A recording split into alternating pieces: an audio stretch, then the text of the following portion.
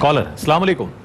وعلیکم السلام ورحمۃ اللہ. جی جناب. حضرت میرے بڑے بھائی کا لاسٹ انتقال ہوا تھا، تو جس وقت ان کی طبیعت خراب تھی اور ہاسپٹل لے کے جا رہے تھے صبح فجر میں، تو گھر ان کی مسز نے اور میری مسز نے روزہ رکھ لیا تھا. تو بیٹے نے جاتے ہوئے ہم دونوں کا روزہ کھلوا دیا تھا کہ آپ روزہ کھول لیں.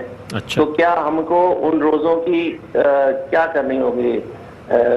قضا جو ہے اس کی قضا کرنی ہوگی، کیا کرنا ہوگا؟ ٹھیک ہے، پوچھتے ہیں، معلوم کرتے ہیں. جی مصطفیٰ. دیکھیں جس کی طبیعت خراب تھی اس کا روزہ تڑوایا تھا. جی روزہ کھلوا دیا وہ کہہ رہے ہیں. ہاں اگر تو دیکھیں جن کی طبیعت خراب ہوئی تھی ان کا روزہ کھلوایا اس وجہ سے کہ طبیعت زیادہ بگڑ رہی تھی، تو روزہ تو ٹوٹے گا، بعد میں صرف قضا کرنی ہوگی.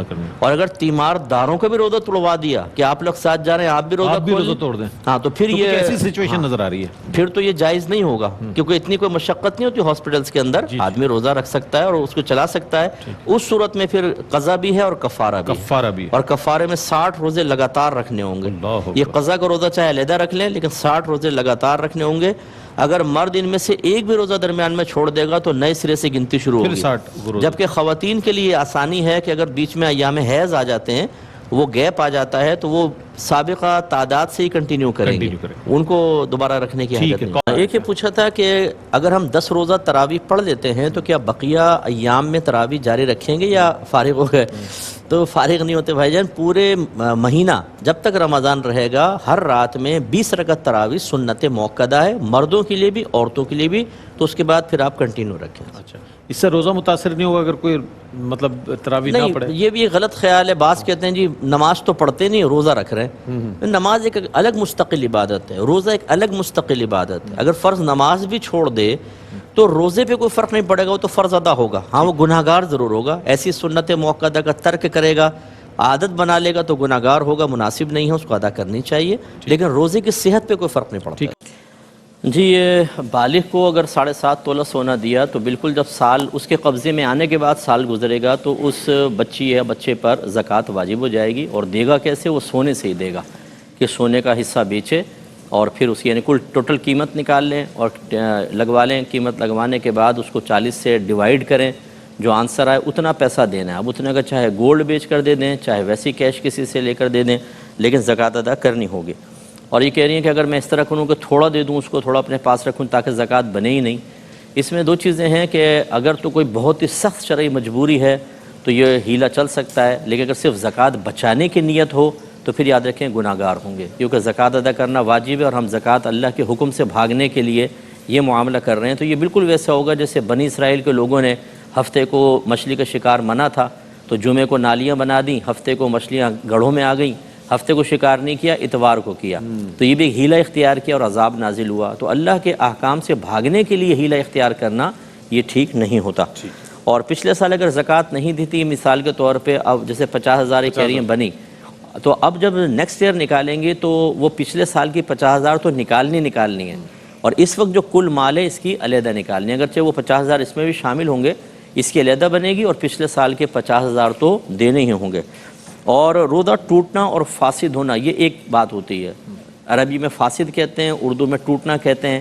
اور مکروہ کا مطلب ہوتا ہے کہ ٹوٹتا تو نہیں ہے لیکن اس میں شریعت کی طرف سے ناپسندیدگی پیدا ہو جاتی ہے، تو اس کو مکروہ کہتے ہیں.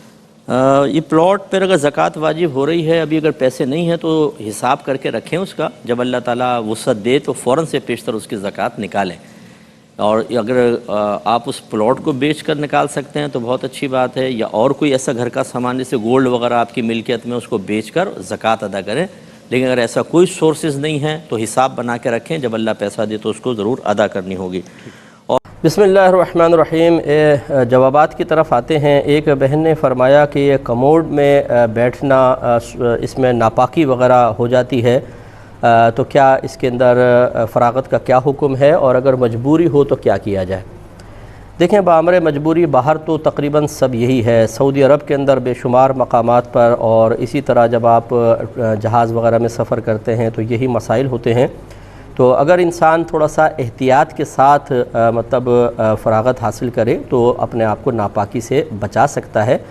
لیکن شرعی مسئلہ یہ ہوتا ہے کہ جب انسان چاہے آپ فلیش میں ہوں چاہے کہیں پر بھی ہوں، اس وقت اگر فراغت کے وقت تھوڑی بہت آلودگی کوئی بدن پر یا کوئی پانی میں کوئی چیز گرتی ہے اور پانی کی چھینٹیں آپ تک آتی ہیں تو شریعت نے اس کو معاف رکھا ہے۔ پہلے دور میں چونکہ فلیش سسٹم تو ہوتا نہیں تھا، تو کھیتوں وغیرہ میں یا دوسری جگہ جاتے تھے اور وہاں پر پیشاب کیا کرتے تھے، تو زمین پر پیشاب گر کر بعض اوقات ہوا کے ذریعے یا ویسے پریشر سے اس کی باریک چھینٹیں قدموں تک پہنچ جایا کرتی تھیں، اور چونکہ یہ بہت زیادہ تھا کہ لوگ بار بار پیشاب کرنے جاتے تھے، اب اگر ان پیشاب کی باریک چھینٹوں کو ناپاک قرار دیا جاتا تو بار بار لوگوں کا ناپاک ہونا، پھر وہ پاؤں اگر پانی میں پڑ جائے تو پانی کا ناپاک ہونا لازم آتا۔ اسی لیے فقہا نے اس دور کے اعتبار سے کہ اس میں بہت زیادہ عموم میں بلوہ ہے، اگر بار بار پاک کرنے کا حکم دیا جائے تو لوگ حرج شدید میں مبتلا ہو جائیں گے، پیشاب کی سوئی کی نوک کے برابر باریک چھینٹوں کو معاف رکھا تھا۔ اس کا مطلب یہ ہے کہ باریک چھینٹیں تو اس وقت بھی پہنچتی تھیں۔ اسی طریقے سے پہلے ابتدائی بالکل دور میں ڈھیلے کا استعمال ہوتا تھا، اور آپ جانتے ہیں کہ ڈھیلا کتنا بھی یوز کر لیا جائے کچھ نہ کچھ نجاست کا اثر جسم پر رہے گا، کیونکہ وہ مکمل طور پہ پانی کی طرح صاف نہیں کرتا، لیکن شریعت نے اس کو معاف رکھا۔ خلاصہ کلام یہ ہے کہ اگر اس طرح کا کوئی کموڈ وغیرہ کا رواج رائج ہو جائے اور اس میں بالفرض اگر ناپاکی کا اندیشہ بھی ہو تو انشاءاللہ اگر کوئی اس میں فراغت حاصل کرتا ہے اور تھوڑا بہت جسم پہ کوئی ناپاکی آتی ہے، شریعت معاف رکھے گی، بعد میں اس کو دھو ضرور لیا جائے۔ ہاں، اگر آپ کے پاس دو آپشن ہیں، ایک میں آپ بالکل محفوظ رہ کر پاک طریقے سے طہارت کر سکتے ہیں، دوسرے میں ناپاکی کا اندیشہ ہے، تو پھر ہم پر واجب ہوگا کہ اس طریقے کو اختیار کریں کہ جس میں بالکل آلودگی کا اندیشہ نہ ہو۔ لیکن باہر کے ملکوں میں آپ کو پتہ ہے کہ تقریباً ہر جگہ اب یہ کموڈ ہی یوز ہو رہے ہیں، لہٰذا اسی کو یوز کرنے کا طریقہ سیکھ لینا چاہیے، عادت ڈال لینی چاہیے، اور صحیح طریقے سے یوز کیا جائے تو ناپاک رہے بغیر بھی انسان اس کو استعمال کر سکتا ہے۔ ہاں، جو نئے لوگ ہوتے ہیں نا بیچارے، ان کو چونکہ عادت نہیں ہوتی، وہ بڑے آزمائش میں مبتلا ہو جاتے ہیں، انہیں پہلے اس کی ایک تربیتی نشست اٹینڈ کرنی چاہیے، سیکھ لینا چاہیے، پھر اس کے بعد انشاءاللہ آسانی رہے گی۔ ایک یہ بہن نے فرمایا